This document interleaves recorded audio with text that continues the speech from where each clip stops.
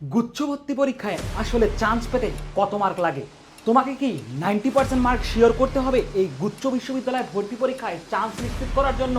আজকের এই ভিডিওটিতে কথা বলবো এই বিষয় নিয়ে। আসসালামু আলাইকুম প্রিয় শিক্ষার্থীরা, তোমরা যারা গুচ্ছ বিশ্ববিদ্যালয় ভর্তি পরীক্ষা দিবা তোমরা অনেক দুশ্চিন্তায় আছো যে আসলে গুচ্ছ বিশ্ববিদ্যালয় ভর্তি পরীক্ষার প্রস্তুতির ক্ষেত্রে আমাকে আসলে কিভাবে পড়াশোনাটা করা দরকার, এবং বিগত বছরের যদি তুমি অ্যানালাইসিস লক্ষ্য করতে পারো যে আসলে তোমার কিভাবে প্রস্তুতি নেওয়া দরকার এবং এই প্রস্তুতিটার ক্ষেত্রে তোমার কত মার্ক পেলে তুমি খুবই সেফ জোনে একটা থাকতে পারবে যে তোমার গুচ্ছ বিশ্ববিদ্যালয়ে চান্স তোমার কনফার্ম হবে, এই বিষয়টায় আজকে আলোচনা করব।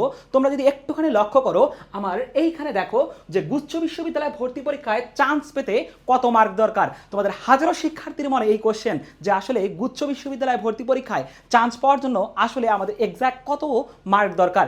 দেখো তুমি যদি একটুখানি লক্ষ্য করো যে 20-21 সেশনে আমরা জানি যে গুচ্ছ বিশ্ববিদ্যালয় ভর্তি পরীক্ষার ক্ষেত্রে পাস মার্ক হয়ে থাকে 30, কিন্তু এইখানের মধ্যে 20-21 সেশনে সর্বপ্রথম শুরু হয়ে থাকে তোমাদের গুচ্ছ বিশ্ববিদ্যালয় ভর্তি পরীক্ষা।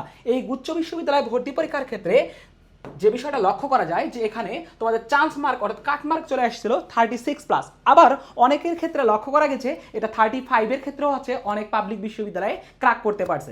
এখন কথা হচ্ছে তার পরবর্তীতে তুমি যদি একটু লক্ষ্য করো যে 21-22 সেশনে কাট মার্ক কিন্তু একটুখানি বেড়ে গেছে। এখন বলতে পারো যে কাট মার্ক কেন বেড়ে গেল ভাই, 45+ কেন হইলো? এর পিছনে কারণ হচ্ছে কোশ্চেন প্যাটার্নের উপর ডিপেন্ড করে যে আসলে কোশ্চেন প্যাটার্নটা কীরকম ছিল। যদি কোশ্চেনটা প্যাটার্নটা কী হয়ে থাকে, ইজি হয়ে থাকে, তার মানে সবার জন্য ইজি, অর্থাৎ সবাই খুব সহজে মার্ক ক্যারি করতে পারে। যদি কোশ্চেন প্যাটার্ন একটুখানি কী হয়ে থাকে, কঠিন হয়ে যায়, তখন কিন্তু কাট মার্ক অনেকখানি কমে যায়। ঠিক এই ঘটনাই কিন্তু আবার তোমাদের এই যে 21-22 সেশনের ক্ষেত্রে লক্ষ্য করা গেছে। ঠিক পরের সেশনে যদি অর্থাৎ 22-23 সেশনের ক্ষেত্রে লক্ষ্য করো তাহলে দেখো কাটমার্কটা আরও বেড়ে গেছে, অর্থাৎ 48+। অর্থাৎ প্রিভিয়াস ইয়ারের কোশ্চেন যদি তুমি আলোচনা করো বা প্রিভিয়াস ইয়ার্সের যদি তুমি কাটমার্ক বা চান্স মার্ক দেখতে যাও তাহলে লক্ষ্য করতে পারতেছো যে এখানে ধীরে ধীরে বাড়তেছে, বাট আবার দেখো ড্রপ খেয়ে গেছে কিভাবে, এই যে 23-24 সেশনের ক্ষেত্রে কিন্তু কাটমার্ক আবার কমে গেছে, যেখানে 38+ হলেই কিন্তু একটা পাবলিক বিশ্ববিদ্যালয়ের সিট নিশ্চিত করতে পারছে। এবং পরবর্তীতে দেখো তোমাদের 24-25 সেশনের ক্ষেত্রে কাটমার্ক কিন্তু আবার কি হয়ে গেছে, 45+ হয়ে গেছে। এখন তোমরা প্রেডিকশন করতেই পারো যে আসলে তোমাদের জন্য সেফ জোন আসলে কত, যে তোমাদের গুচ্ছ বিশ্ববিদ্যালয়ে একটা সিট নিশ্চিত করার জন্য আসলে তোমার কত মার্ক পেলে তুমি সবসময় কি করতে পারবা, একটা সেফ জোনে খেলতে পারবা। সেটা যদি আমি একটুখানি তোমাদেরকে এই 25-26 সেশনের ক্ষেত্রে বলতে যাই তাহলে একটুখানি লক্ষ্য করো, সেটা তুমি ধরে নাও যে ভাইয়া তোমার 50%+ যদি তোমার মার্ক থাকে, তুমি 100% এতটুকু নিশ্চিত থাকো তুমি একটা পাবলিক বিশ্ববিদ্যালয়ের সিট কনফার্ম তোমার হয়ে গেছে।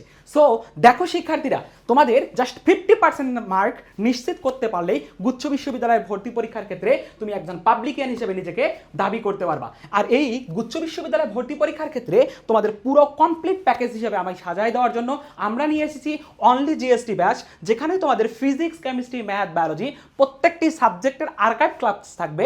এই আর্কাইভ ক্লাসগুলোর মাধ্যমে তুমি তোমার basic to advance level complete করে নিতে পারবা।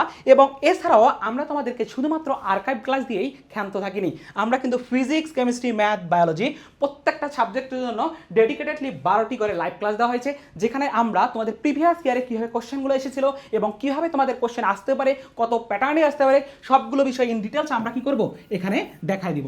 এবং এইখানের মধ্যে তোমরা যারা অপশনাল সাবজেক্টের পরিবর্তে বাংলা অথবা ইংলিশ দেখাবে তাদের জন্য কিন্তু আমরা রেখেছি আমাদের রেকর্ডেড ক্লাস, যার মাধ্যমে তুমি তোমার কমপ্লিট প্রস্তুতি কমপ্লিট করে নিতে পারবা। সো সবাই ভালো থেকো, সুস্থ থাকো, সবার সাথে দেখা হবে ক্লাসরুমে। আল্লাহ হাফেজ, আসসালামু আলাইকুম।